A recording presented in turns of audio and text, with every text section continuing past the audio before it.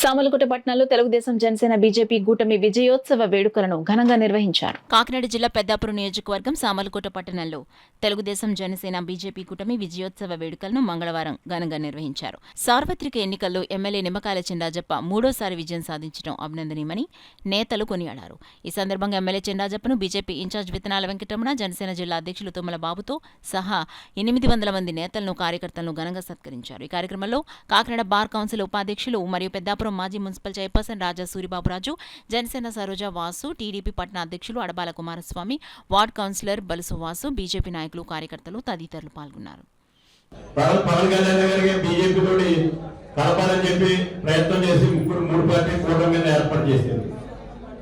కూటమి ఏర్పడిన తర్వాత జనసేన బీజేపీ తెలుగుదేశం నాయకులు, కార్యకర్తలు అంతా కూడా ఉత్సాహంతో ఇలా గవర్నమెంట్ వస్తుందని చెప్పి నమ్మకంతో ముందుకెళ్ళడం జరిగింది. ఎలక్షన్ దగ్గర మనం అందకుండా నిండుదనే మనం అందరం వెళ్ళాం. దీనికి కారణం టోటల్ గా జనం అందరం కూడా ఈ ప్రభుత్వం జగన్మోహన్ రెడ్డి గారు ఫెయిల్ అవటం, దాని మీద పూర్తిగా మనకు వాతావరణం కనపడటం, మనం ఎక్కడికి వెళ్ళినా విజయోత్సవ సభ కింద మనం బాబు గారు కానీ మరి బీజేపీ నాయకులు కానీ మేము తిరుగుతున్నప్పుడు కనపడటం, అలాగే పట్టణంలో కానీ విలేజ్ లో కానీ, పట్టణం విలేజ్ అన్నారు కదా, ఎక్కడికి వెళ్ళినా ఒకేలాగా మరి ప్రజలందరూ కూడా బయటకు వచ్చి సపోర్ట్ చేయడం మన సుఖసంగా మనకు కనపడ్డది.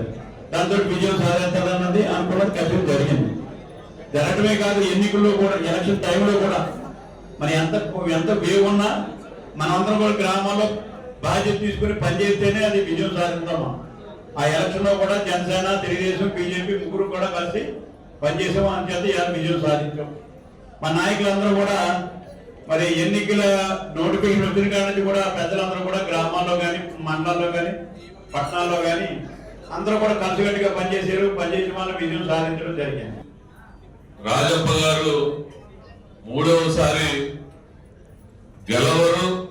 పెద్దాపురం నియోజకవర్గంలో 2 సార్లు మించి ఏ నాయకుడు గెలవలేదనేటువంటి ధీమాతో మరి వైసీపీ నాయకులు ఉన్నారు.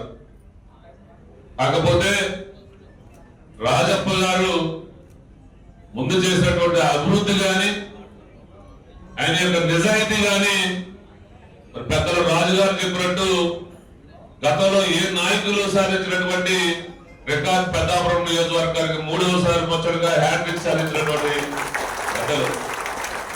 దానికి కారణం మరి నిరంతర దానికి ఇక్కడ చిన్న ఉదాహరణ తీసుకోవాలి.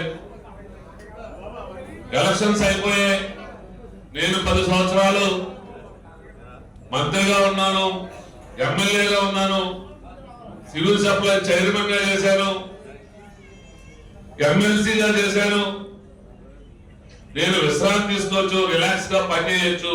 మొన్న ఎలక్షన్లు అయిపోయి అప్పుడే పర్లేదు, 5 సంవత్సరాల తర్వాత చూసుకుందాం అనేటువంటి నాయకులు చాలా మంది